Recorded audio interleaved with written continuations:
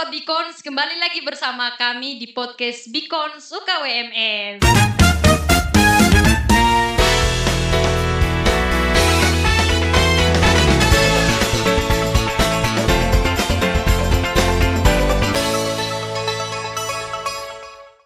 Oke teman-teman, jadi kali ini kita akan membahas tentang satu sosok yang sangat berarti di hidup kita, yaitu ibu.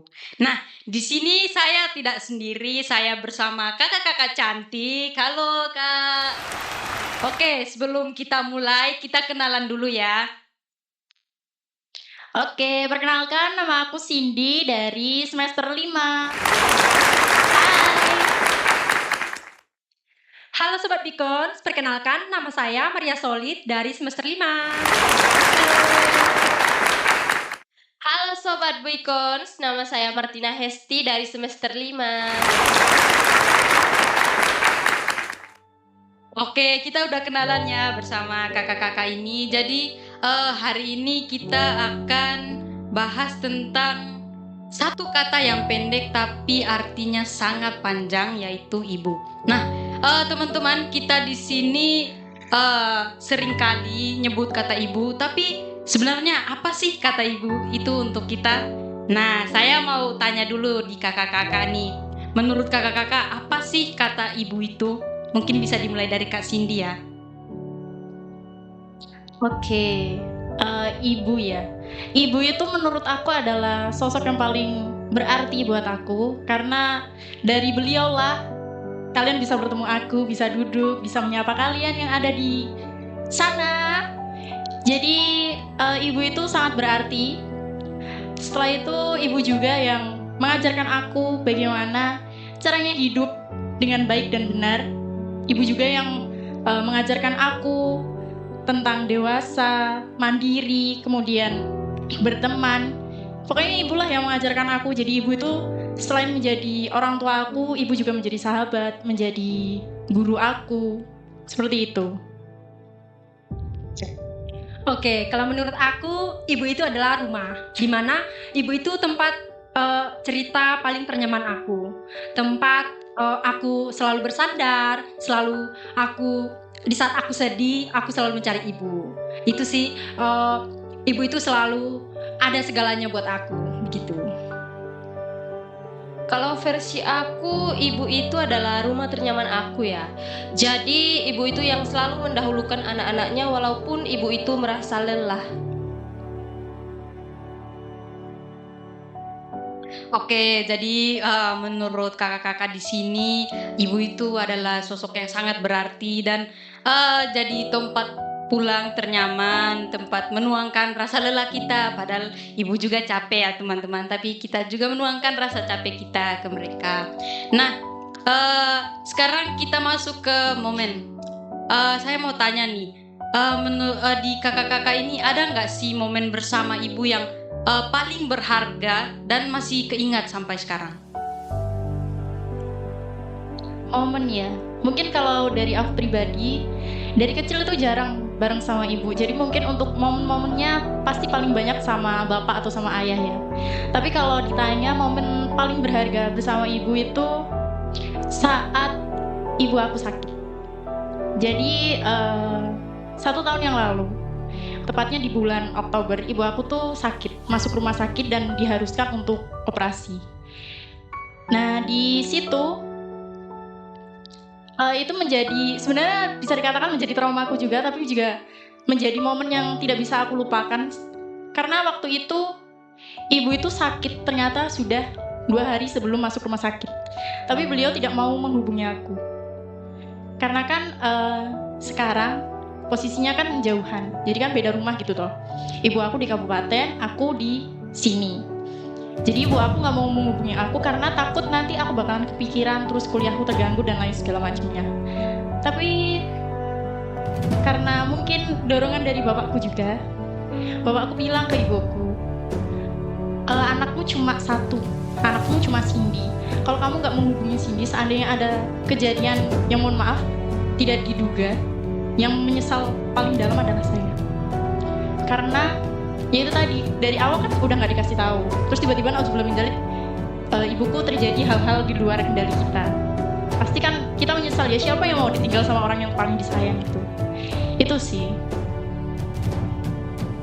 Oke, kalau aku momen yang paling berharga dengan ibu di saat aku masih sekolah SMP sama SMA.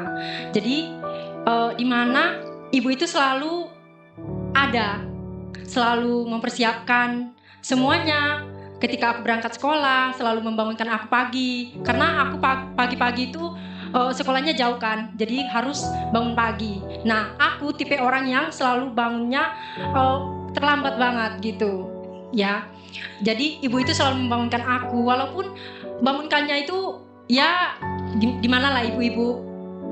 Kalau sudah kesal, bangunkannya agak ini marah-marah gitu. Tapi tetap mengingatkan, ibu selalu mengkhawatirkan aku, terus selalu mempersiapkan peralatan-peralatan apa yang perlu dibawa di sekolah, begitu. Kalau dari aku, momen yang gak pernah aku lupakan itu waktu aku masih di rumahnya. Soalnya sekarang kan udah jadi anak rantau. Jadi pas aku waktu masih dekat sama ibu itu di rumah itu, ibu itu selalu bangun pagi. Walaupun ibu itu lelah, tapi ibu itu selalu ada buat anak-anaknya, buat keluarganya, demi kebaikan keluarganya juga.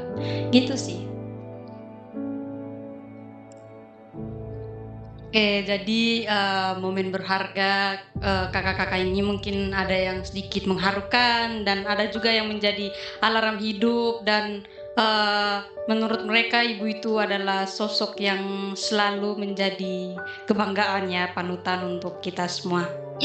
Kalau saya sendiri sih, kalau momen berharga bersama ibu itu mungkin kayak ya itu sih, waktu kecil kayak sering diantar ke sekolah, terus kayak pas masih TK selalu diantar, terus dijaga, terus kayak yang paling utama itu mungkin makan sih. Soalnya kalau telat makan itu pasti ibu sangat khawatir. Nah, next ini saya mau tanya lagi di kakak-kakak, ada nggak sih setelah dewasa ini hal yang baru disadari tentang ibu? Mungkin dioper dulu ya. Oke, kalau saya hal yang baru saya sadari dari ibu saya itu sebenarnya lelah ya. Tapi saya tidak sadari itu. Dulu kan ibu saya sakit-sakitan. Jadi saya baru sadari ini di perantauan. Bapak saya itu bilang ibu sedang sakit. Jadi ibu itu nggak bilang bahwa itu ibu sakit. Jadi bapak saya yang bilang. Jadi saya baru sadari bahwa ibu itu sering sakit. Terus tapi ibu tidak pernah mengeluh. Dia sering sakit tapi tidak pernah mengeluh. Dia sakit tapi tetap bekerja di ladang. Jadi saya sering bilang, Bu, kalau sakit nggak usah dipaksakan untuk ke ladang. Begitu. Hal yang paling saya sadari tentang ibu itu pada saat saya lagi lelah, capek dengan keadaan aku seperti ini, yang banyak tugas lah, terus kesepian lah. Apalagi kan kalau di kos itu kadang sendiri ya, nggak ada teman. Jadi aku itu sadar pentingnya di dekat ibu. Jadi kalau ada ibu pasti aku bisa ngeluh sama ibu, peluk ibu langsung. Jadi gitu sih.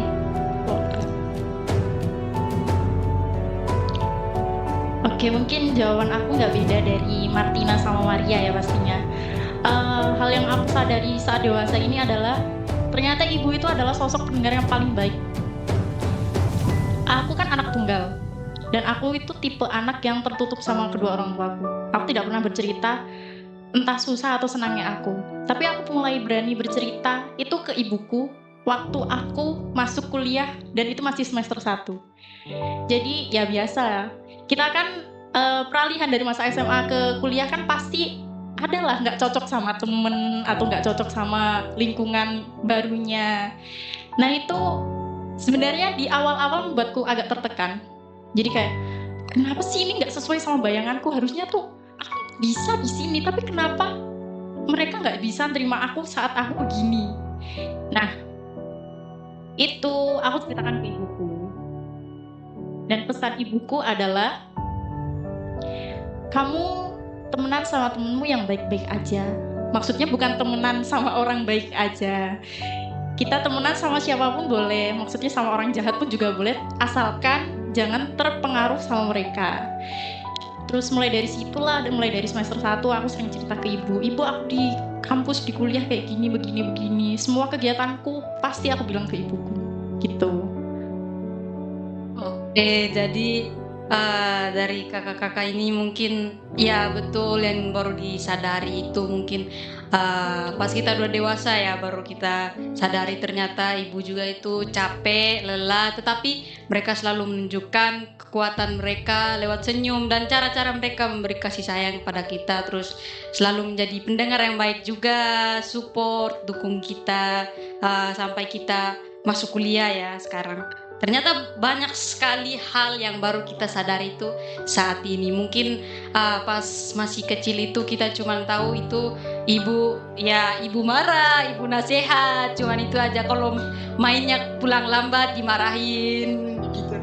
Ya, betul sekali. Semuanya dimarahin itu pasti kenangan yang paling kita rasakan. Oke. Sekarang pertanyaan berikutnya untuk kakak-kakak, gimana sih cara ibu kalian itu mendukung atau mensupport kegiatan kalian atau mungkin cita-cita impian kalian itu? Maksudnya ketika kalian bercerita, ibu kalian itu cara menanggapinya atau mendukungnya itu seperti apa? Bisa dari Kak Maria. Oke, kalau dari saya, ibu saya mensupport itu kan, ini kami di perantauan kan, jadi selama ini masih kurang komunikasi karena mereka di sana keterbatasan dengan sinyal. Kalau ibu saya itu ketika saya mengikuti suatu kegiatan, ibu saya selalu berceritakan, "Bu, saya ikut ini," gitu. Jadi saya dapat ini gitu. Ibu saya selalu bilang, tetap semangat dan tetap semangat dan kami di sini selalu mendoakan kamu. Dan saya mau kasih ini, ibu saya selalu mensupport saya. Ibu saya itu sosok yang paling kuat dan ibu itu tidak mengenal tulisan. Jadi ibu saya itu tidak sekolah, tapi selalu mensupport saya sampai di titik ini. Saya sangat berterima kasih karena beliau itu selalu ada buat saya. Gitu. Baik, kalau dari saya itu ya benar sama ya. Jadi ibu saya juga buta huruf. Jadi ibu saya pernah bilang, "Nak, kamu yang penting harus belajar, harus pintar. Jangan ikuti ibu yang buta huruf." Gitu.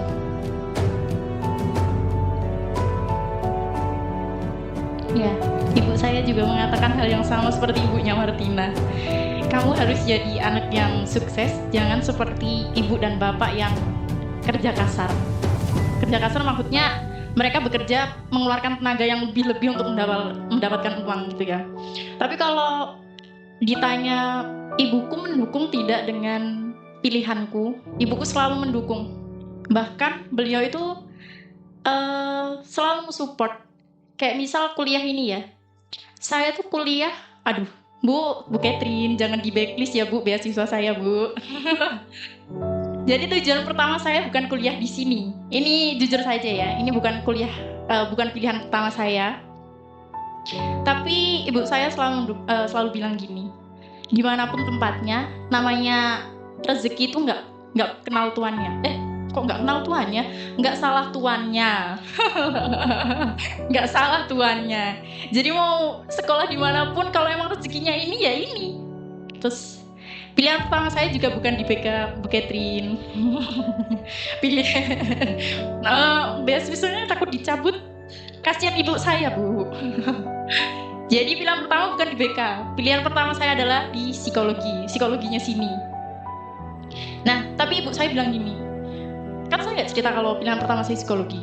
Tapi nggak tahu gimana ibu saya kayak baca pikiran saya. Dia bilang gini, kamu itu dari kecil kalau ditanya cita-citamu jadi apa? Jadi guru. Memang dari TK sampai sekarang kalau ditanya cita-citamu jadi apa? Jadi guru. Terus ibu ini, cita-citamu mau jadi guru ya dari kecil, makanya kamu sekarang masuk swasta aja masuknya di guru BK. Terus saya langsung, oh iya, ngapain saya milih psikologi tadi? Ini semua kamu disebut. Terus akhirnya, ya sudahlah, dijalanin aja. Ternyata dijalani juga sampai semester 5. Masih 6, 7, 8. Apa tadi?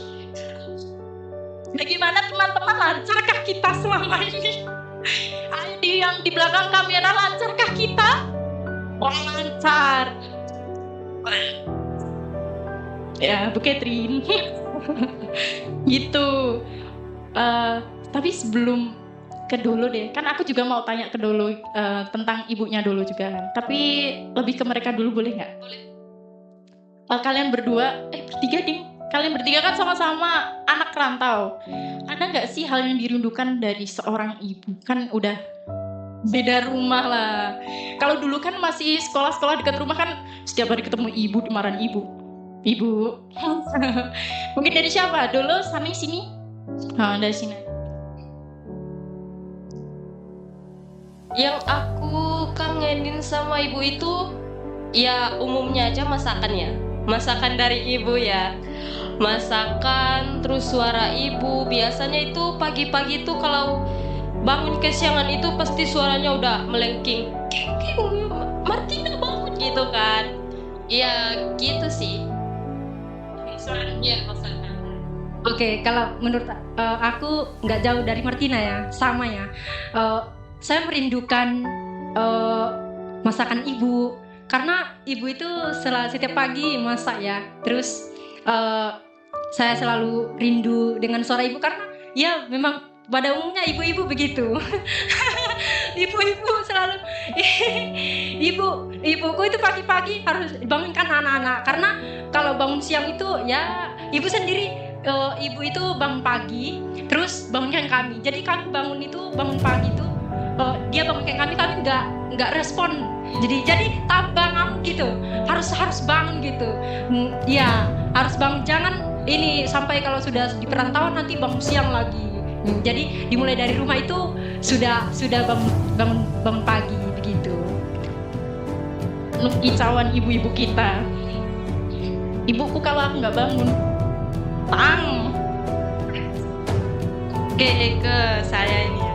Jadi kayak sebagai anak rantau yang diikutin dari ibu itu betul sekali, setuju dengan Kak Maria dan Kak Martina. Itu pasti yang pertama masakan, karena adaptasi di sini tuh sangat susah, karena adaptasi di tanah Jawa itu karena baru pertama kali merantau, jadi makanannya masih kurang cocok awalnya. Sekarang kan sudah semester 3 dan ya sudah ada 1 tahun lebih, jadi sudah mulai cocok. Tapi tetap rindu sama masakan ibu, terus kayak omelan ibu juga. tapi ibu itu selalu mengerti, maksudnya kayak awal-awal mau merantau juga itu kayak selalu dispesialkan, kayak kalau tidur bangunnya kesiangan nggak apa-apa, aman. Iya, soalnya mau berpisah jauh dan lama juga. Itu sih kalau sebagai anak rantau ya. Oke. Jadi Kak Cindy dan Kak Maria, Kak Martina ini ada kenangan momen bersama ibu, lalu kayak bagaimana ibu mendukung, mensupport semua sampai di titik perkuliahan ini, sampai semester 5. Tapi bisa ya sampai semester 5 masih aman-aman.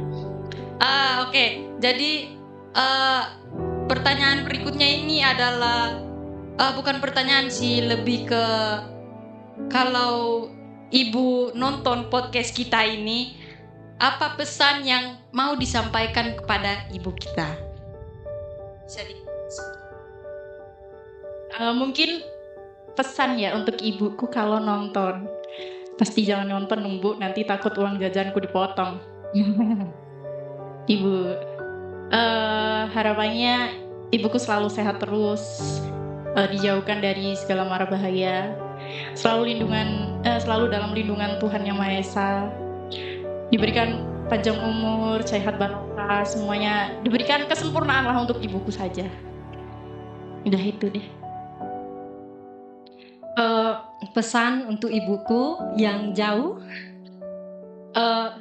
Ibu terima kasih sudah selalu ada buat aku, selalu mensupport aku, selalu mendukung aku, dan selalu ada doa untuk ibu, gitu sih ya.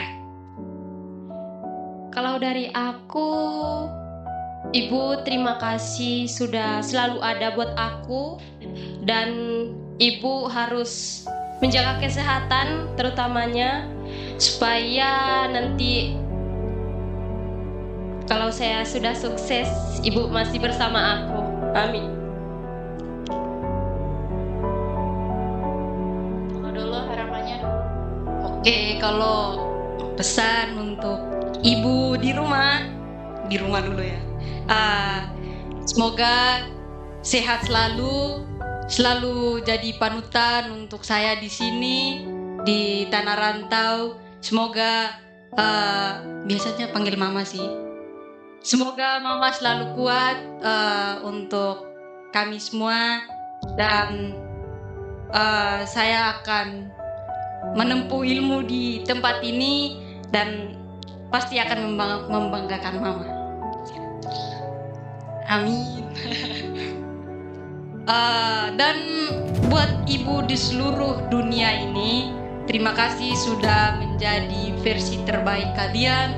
Terima kasih sudah mencintai anak-anak kalian dengan cara kalian sendiri, dan terima kasih juga kalian sudah kuat sampai anak-anak kalian ini dewasa dan sampai di titik ini.